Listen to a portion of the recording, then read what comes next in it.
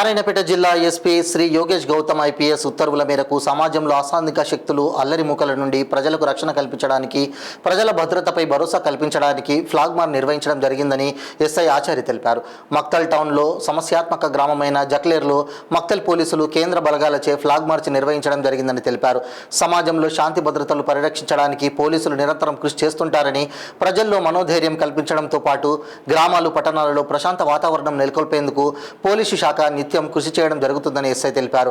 మక్తల్ మండలంలో ఎలాంటి అవాంఛనీయ సంఘటనలు జరిగినా వెంటనే సంఘటన స్థలానికి ర్యాపిడ్ యాక్షన్ ఫోర్స్ చేరుకొని పరిస్థితులను చక్కదిద్దేందుకు ఏరియాపై అవగాహన కొరకు కేంద్ర సాయుధ బలగాలచే ఫ్లాగ్ మార్చ్ నిర్వహించడం జరుగుతుందని ఎస్ఐ తెలిపారు.